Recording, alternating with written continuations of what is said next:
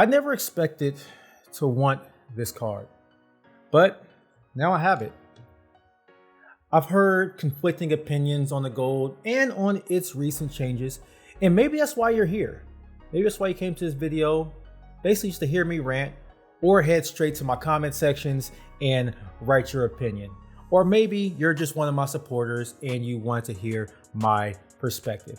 Either way, this might not actually be the video that you're expecting. Now, this video was meant to mirror the format of Chaz Money Minutes and his perspective series. Thus, everything I will be talking about in this video is only to spark discussion about the gold and a wider discussion, honestly, about points in travel as a hobby. I mean, no malice in my words, and my thoughts on this subject are honestly heartfelt. So with that, let me begin by saying I have not had the gold card for that long. Hell, I haven't really even thought about getting it because I honestly didn't think that it meshed with my lifestyle. More on that later, but there is one thing that I cannot pass up on, and basically I must give some context into what I'm talking about. So since I have been getting into the points and the points and travel hobby, I have become kind of a collector of credit cards. So naturally, I wanted to get this limited edition card as well. But to get it, I had to break the cardinal rule of points and miles.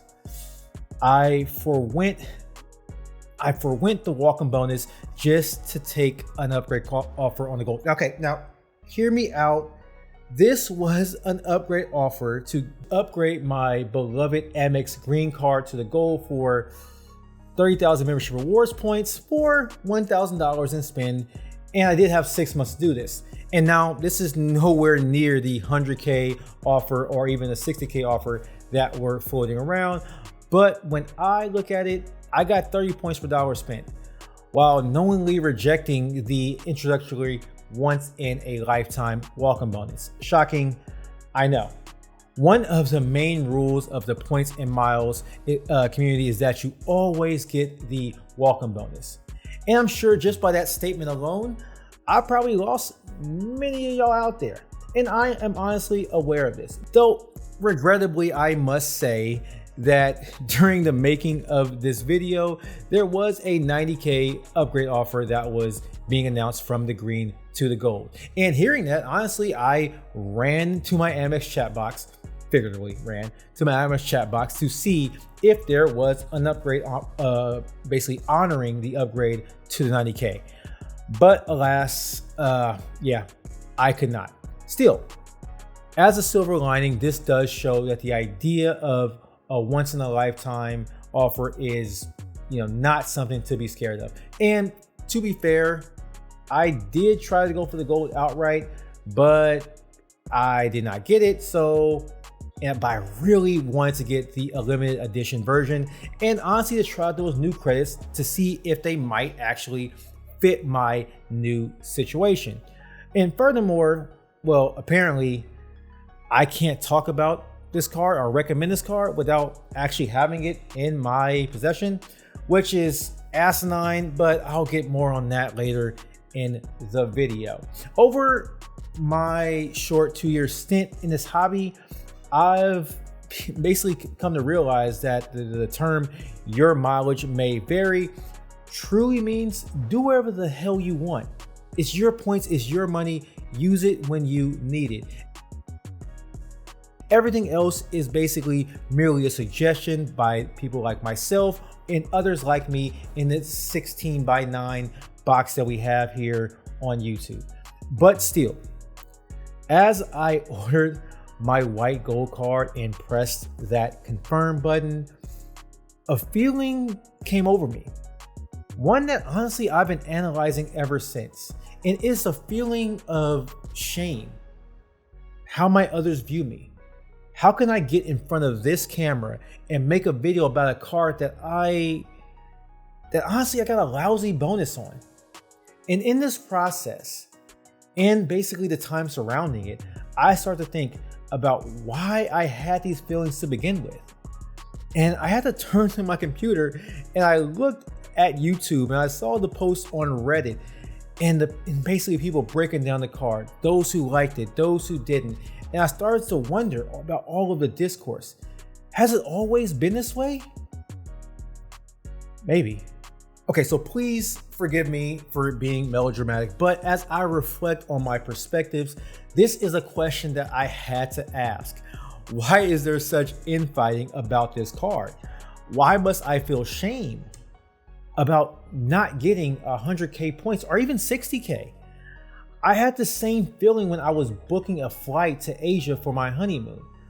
I felt like a failure sometimes, not being able to find a business class seat, not realizing that I was going to experience Japan, Bali, and Thailand with my wife off points at a fraction of the cost. A trip that, when it's all said and done, would cost upwards of $12,000, and we experienced that for nothing over 400,000 points plus a free Hilton free night certificate. Points that we were able to get from spend that we already had planned, effectively allowing us to double dip and stretch our funds further for a trip neither of us are going to forget. So yeah, I'm still sitting there stressing about not getting a business class seat. And the need to optimize and be like Sevi, Chad, Luke, or JP Knowledge, no relation there, and many others has basically crippled my love for a hobby that I so much enjoy. Well, at least for a short moment, then I realized that I am not those people, I am myself. And I'm going to do whatever the hell I want to do. The roles that those individuals play is basically to help me understand the world of travel and the possibilities that credit cards can bring to me. And I am so happy that I found each and every one of them. But at the end of the day, my mileage varied. And as a side note, I do want to thank Chad for his response on my frustration about this topic in a recent live stream. I'll leave a link to that in the description below. Now, back to this card. The Amex Gold has recently went through a change, adding some credits that some people like and some people dislike, which, as an aside, there are many credit cards that have credits to some degree. So leave that coupon book, regurgitated argument. Please leave that somewhere else. Not in my comments. You can take it somewhere else. I don't care. Go to Reddit. But yeah, it added a limited edition white gold that made Anthony Venture and CJ finally decide to join forces. Well, or so it seemed. When people start to get the card, you can see on Reddit, even on YouTube, the dismay. It's false advertising. Now, look, I've seen many of these videos and I have seen the people's cards on Reddit, and they say things like, it's not like it was in the pictures, which honestly, I would actually agree with that. But that shouldn't be the expectation to begin with, basically. Like, let's be honest, the rose gold doesn't actually look like the picture. They increased the exposure, and being real, you're never going to get a metal card to look like that anyways. Now, while I honestly get the initial annoyance, I remembered a saying: fast food does not actually look as juicy as it does on the advertisement. And that's the point. We must temper our expectations. Though, when I think about it, honestly, people are going to probably dislike this card no matter what it looked like. Expectations were too high, and some people were already mad that it added in more credits and increased the annual fee. That brings me to those credits. Yes, the card's credits are a bit more complex, and I do understand the frustration coming from some. Let's think about it this way. The card had a $250 annual fee and $240 in credits that some people honestly had to jump through hoops just to justify. I mean, getting in an Uber to drive to a Shake Shack just to use your credits. Now, hold on. I do know that some of my friends in the community have done this, and I am not throwing any shade. JP loves you, trust me. But that does open up basically a larger problem. Why jump through these hoops to begin with? Have people not watched enough RJ Financial, Dugras, or Standard Credit Frog to see that there are many cashback options as well as alternative points cards out there? I don't believe this is the case. I'm sure many people watching have probably already agreed with what I'm saying, or maybe you're just, scrambling through my content and have no idea what the hell I'm talking about. But yeah, why jump through so many hoops? We can say it's the 4x multiplier, but if that is true, there are so many cards out there. Well, maybe not so many, but there are many cards out there that you can get the same or even better multipliers on. Especially if you think about it this way, when you're basically getting 4x, but you're redeeming it for half a cent a point, basically effectively getting 2% back. So what is it? Is it the mystique of the card?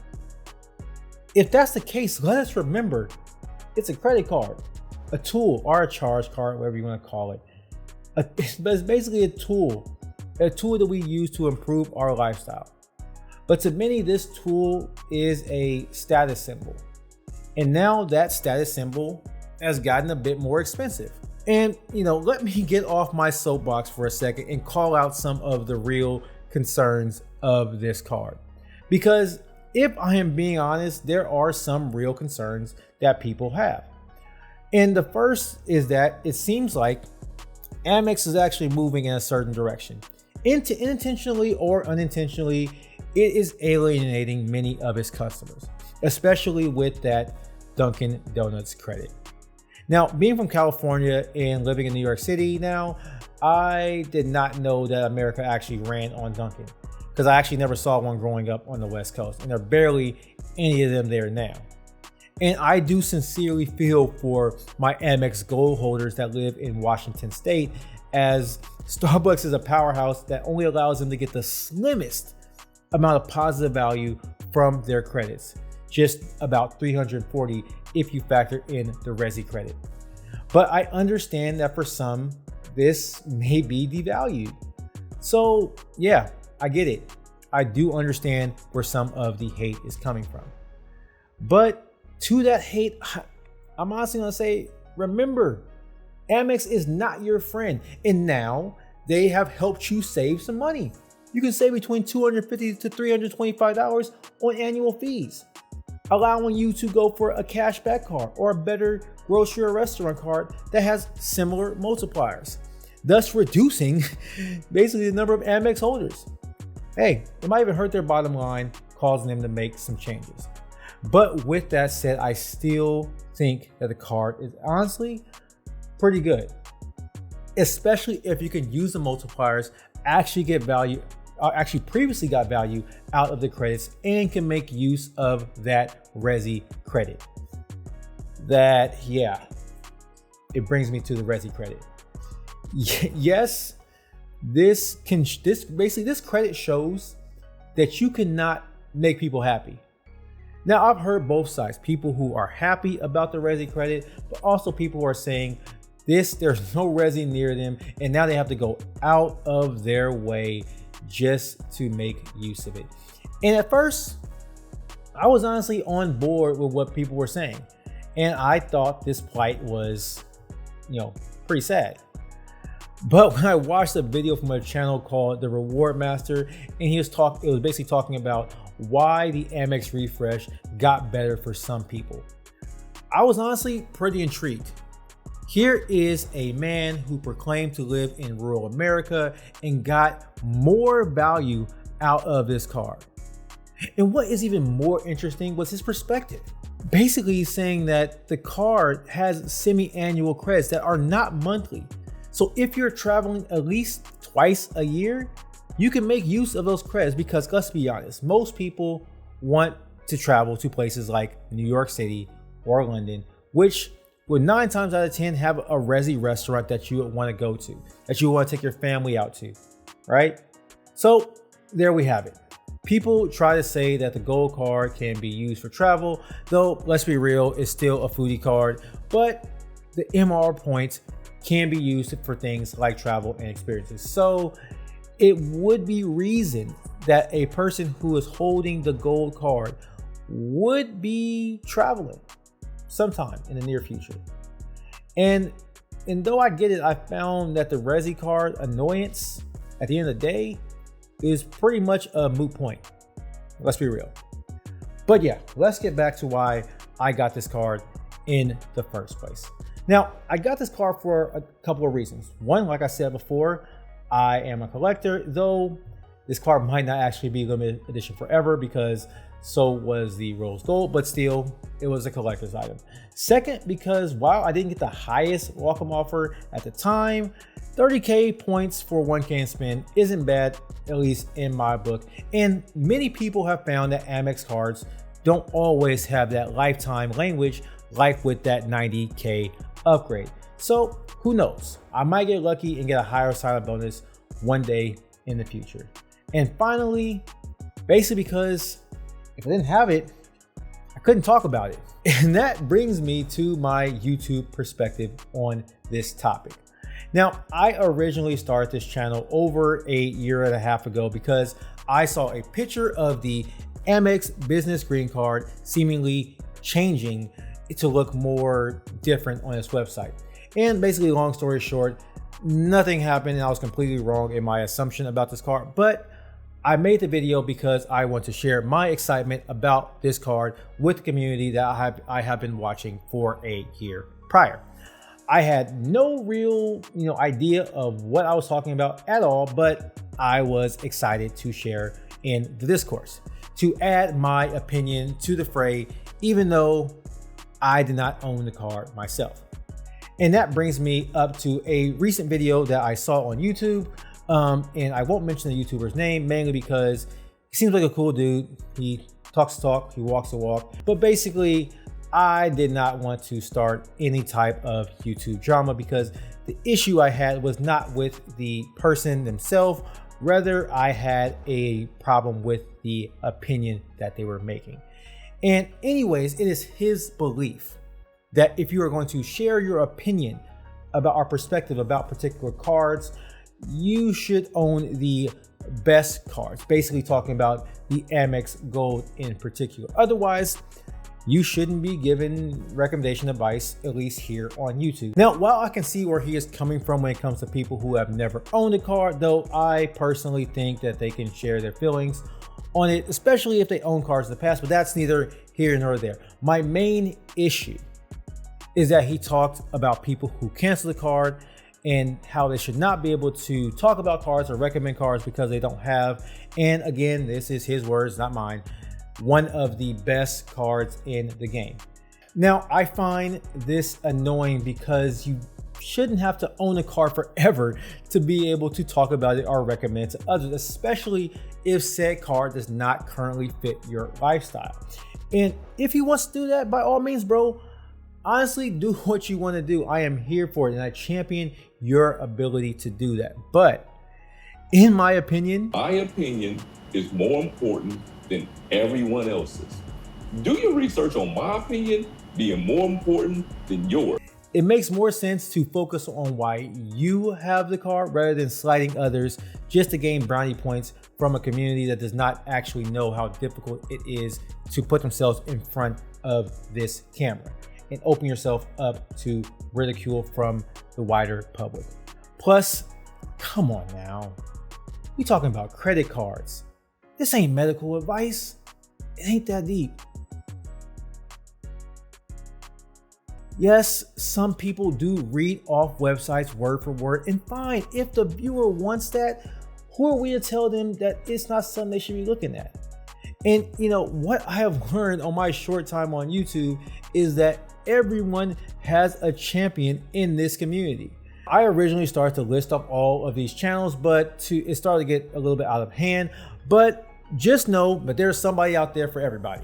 And all of these perspectives can be useful. I've seen people in their 20s. I've seen parents. I've seen people in the rural areas. I've seen people in cities. Hell, I love this stuff so much. I've seen content from places like Canada, the UK, and many other places. But at the end of the day, it is truly up to the audience to decide what they want to watch. not the creator. That's it. But anyways, I get it. Every person wants to be the go-to channel on YouTube. They want to differentiate themselves from the pack. Don't get me wrong. I would love for my channel to take off with talking about credit cards and travel experiences. Hell, I would love that as much as I would love a black gold card. I would take it out and I would flex. And when people ask me if it's a black card, I will reply, why, yes. Yes, it is. But personally, I prefer the term African American Express. So why did I get this card? Well, that's an easy answer. The same reason you get any card. Because it changed to fit my lifestyle and I wanted to. That's all that matters. And of course, guys, until next time, peace.